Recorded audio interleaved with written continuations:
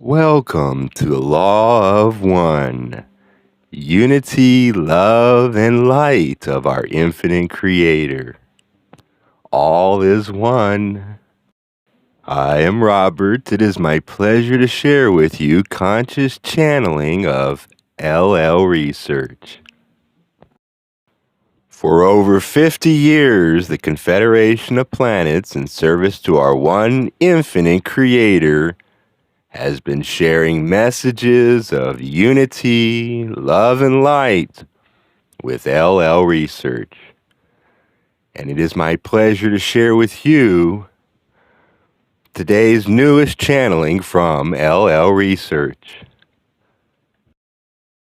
Today's question, the QO, I wanted to know how consistent it is with the Law of One, or how accurate it is, for a writer known as Thaddeus Golas, who described creation, or the universe, as breathing.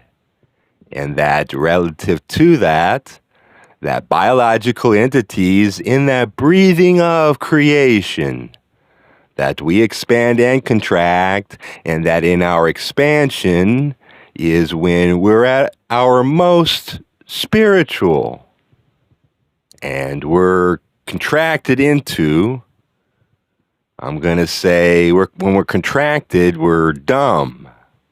We don't know what's going on. And that's just the nature of rhythm, that we must only wait until that expansion comes again. Is that a consistent description of creation, Quo? We are those of QO, and we are aware of your query, my sister. Through this instrument, we feel the need to state that we shall attempt to answer this query in two pieces.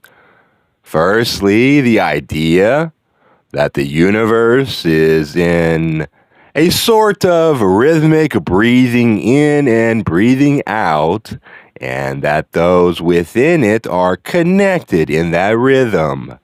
To that point, we would say that in some ways, yes, this is true, insofar as the creation is, in your vision, a living being, and the universe, the entities within it, within your illusion, they are living and breathing extensions of the Creator. And insofar as they are extensions of the Creator, they too are connected and intertwined in a symbolic relationship, or a symbiotic relationship, if you will. A give and take, one with the other, a nurturing and nurtured kind of relating. In that sense, there is a bit of resonance that for example, planet upon which you reside has been experiencing an increase in vibration and intensity that has grown on an energetic level, and that informs or can be witnessed and felt by those on this planet, that there is this communication of energy between planets and planet dweller, and that communication can redound outwards towards galaxy, towards universe.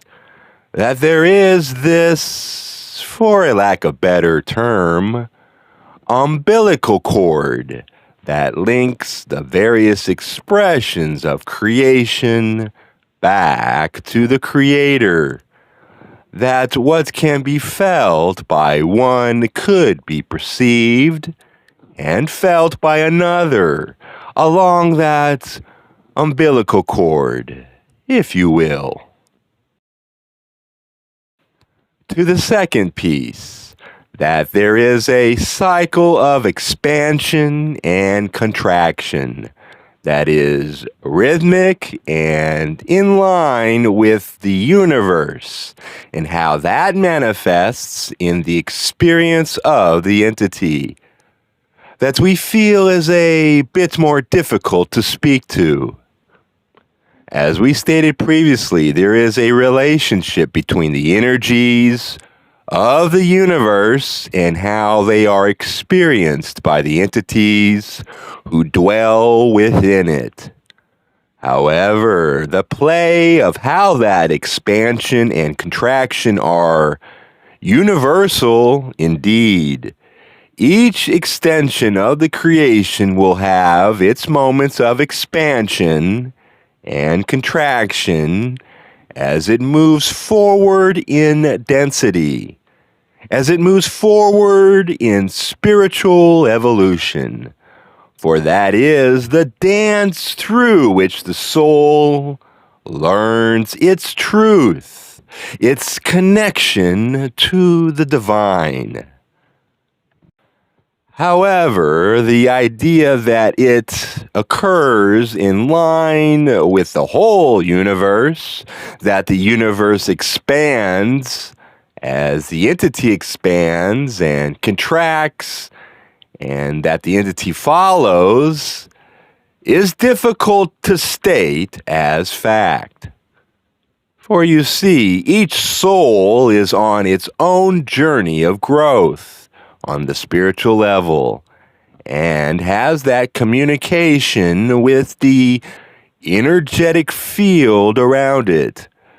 But the moments of contraction are ultimately an opportunity to exercise free will or choice that the entity has elected to a challenge or to choose a direction with which to walk, left or right, north or south, up or down. And we give all of these directions without judgment or connotation, simply to state that there is a choice, and that while one entity may choose a path that is a longer walk towards unity and understanding, its brethren may choose a path towards a quicker realization of that unity, where one may show, or should we say, where one may choose fear, its counterpart may choose love. This is all to say that we feel in examining the experience of this instrument and attempting to speak through this instrument that the concept that these occur in line with one another may be difficult to identify or confirm. However, the expressions, the manyness of the Creator, all of you, extensions of the creation, work together to weave experience. Along with the planets and the universe, each of you acts as a thread that plays with other threads, other entities, other souls, other atoms, to weave this tapestry by which the Creator uses to understand itself better. In that sense, it is always and ever in a state of flux, if you will. But that flux being one of powerful potential opportunity that propels it forward towards realization. That dynamic of challenging of faith and of realization of truth that interplay so perfectly along with the development of love and understanding, that push the spiritual walk forward, the universal evolution forward, keeping in mind that this process is always in flux and in regeneration. That is to say that there is a constant in that flux, for lack of better phrasing. And finally, to speak to this idea that the moments of contraction are when the entity may feel or may be veiled in its experience and unable to touch that which is its spiritual truth, or to feel activated in the heart or soul. Those are cyclical in the sense that they will appear in your incarnational experience to help guide the soul to learn the lessons it has chosen to attempt to learn. And you will notice that those moments of contraction, those challenges, will be met again, if not fully accepted and learned. In that sense, they are cyclical. They are intentional. For they were chosen for the self to understand itself and grow to faith that all is well and that love is at the center of this creation. We apologize if we have not spoken to the extent to which is clarifying, and we would ask if there is a follow-up to which we may attempt to afford this question a bit more clarity. QO, no follow-up, but it was a perfect answer in that my question is truly about faith and faith in love. So I thank you.